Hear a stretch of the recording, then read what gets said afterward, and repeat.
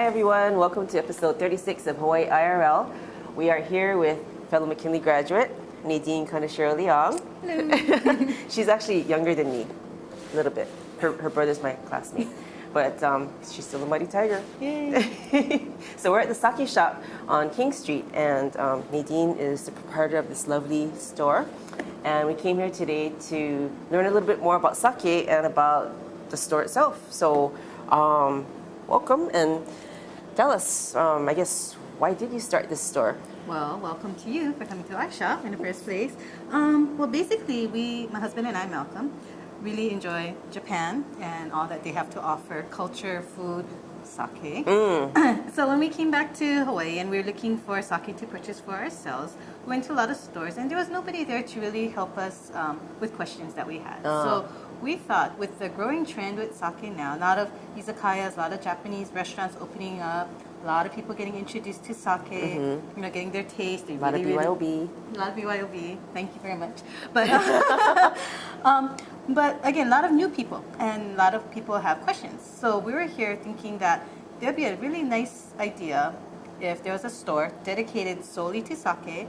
People could come, they have questions, we could help answer, try our best. We're not experts, but you know, we have a lot of knowledge. So yeah, so that's basically why we opened it up. We wanted to be able to have a lot of customer service, answer a lot of questions, help educate people about sake. Cool. Yeah, I know when I come to the sake shop, they always help me with my questions. I don't know a lot about sake at all. So I always ask, like, what does this taste like? What does that taste like? They'll tell me even further than that, like where the sake comes from. Sometimes they fly in the president of whatever brewery and he pours the sake. And I'm sure if he spoke English, he would explain stuff to me too. But But it's pretty good. Most of them have a little bit of English knowledge. So, yeah. you know, it's kind of broken English, so you can kind of figure it out. Or if not, the importer is there, or somebody else is there to help interpret. So yeah, communication, it'll work out. now I noticed you have this chart with the rice here. Yeah, so basically, I don't know if a lot of people realize sake has their own rice that they use to produce sake. Oh, I didn't know that. Yeah, it has, the whole process is they want to mill the rice to different levels to get different grades of sake. So the sake rice tends to be, as a whole, harder as the outside of the shell. So when they can grind it, they'll kind of keep its shape, it won't break apart, which will make better brewing process. So it starts off as a brown rice, and then they'll mill away the outer portions. Once they remove at least 30% of the rice, and you have a remainder of 70% remaining, they call it a junmai. This is the one that we're talking about. It's more full body, really good with food. You can do it chilled, room temperature, or slightly warm is really, really excellent. The next level would be the ginjo. So this one, they milled away at least 40%, leaving the remainder of 60, and it could be smaller, but it needs to be at least 60%. This is when it starts to get very aromatic, starts to get much sweeter. This you can drink chilled or room temperature. And the daiginjo, at least 50% has been removed. So leaving you half the size. It could be much smaller. Oh, it's really small. Yeah, so the side, this is a 50, but they also carry a 39 and a 23 that we have in the store. Yeah, so it's like super tiny. Yeah. Wow. So daiginjo. And then this is so refined, very, very clean, you know, very aromatic and fruity. There's different styles, but as a whole, daiginjo is usually clean, crisp, on the fruitier side, and these can go by itself or maybe with some lighter fare, but this is really, really good. So you would never take any of these rices and steam it like regular table rice? Steam it? Well, that's part of the process. When they make the sake, they'll actually wash the rice and they'll steam it. But you know what? You might be able to. It might be even sweeter. I haven't tried it. Oh, but yeah. I see. So it tastes kind of sweet if you... I would think so, because what they did is they got rid of all the protein and minerals and all the good healthy stuff. No. And what they're trying to do is get to the core. The core is where all the sugar is. So yeah, if you steam it, it's probably sweet. It's probably really good. I see. So table rice actually has a little bit more of a bland. Well, I don't want to say bland, but yeah, it doesn't have that kind of more sweet flavor. It has more. It's not complex like these other thingies. Right. So yeah, and sake rice, they have special rice that they use just to produce sake. Wow. Oh, okay. Didn't know that. And I bet you didn't either.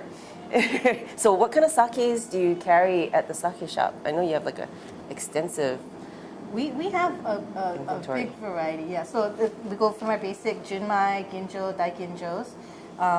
We have like right here, a can, sake in a can.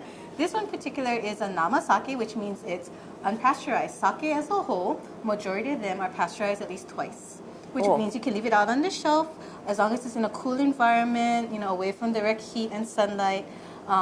Storage-wise, it's always best to keep it chilled. That would be Okay. the preferred method. Keeps it fresher longer.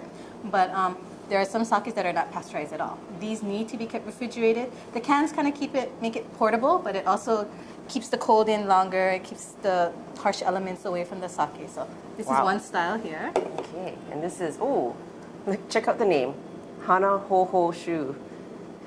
That's a pretty bottle. That's actually a sparkling, kind of like champagne, bubbles, very effervescent in a sense. And this is actually sweet.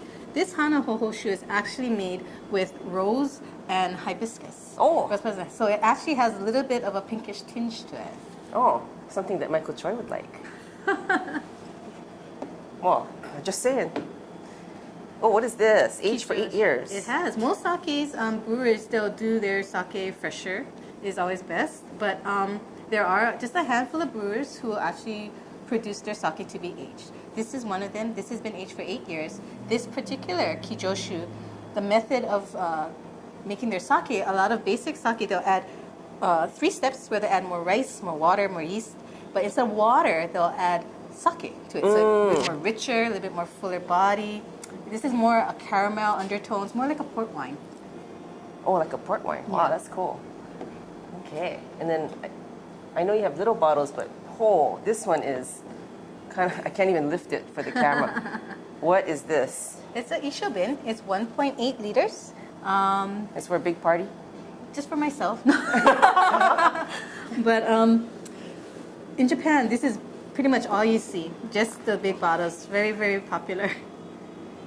Not too many of the regular 720 milliliters, but here in Hawaii, I think majority of people go with the 720 milliliter, and then in Japan, this is their normal. Wow, I can't even lift this thing. Well, I have no upper body strength anyway, but wow. And so you have quite a few bottles like this, right, in the store? Sure, that you sure. carry? Wow, neat.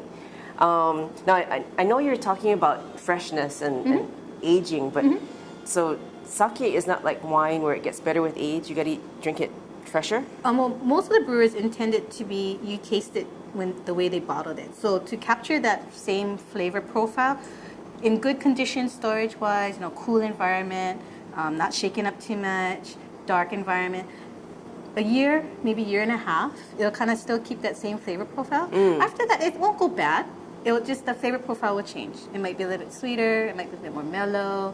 But it won't be what the original intention How the brewer was. intended you to taste it, yeah. Oh, okay, good to know. So for Park Rat, who has had this bottle of sake on top of his refrigerator for the last 5 or 6 years, it probably does not taste at all like the original brewery intended. Probably not, especially on the refrigerator.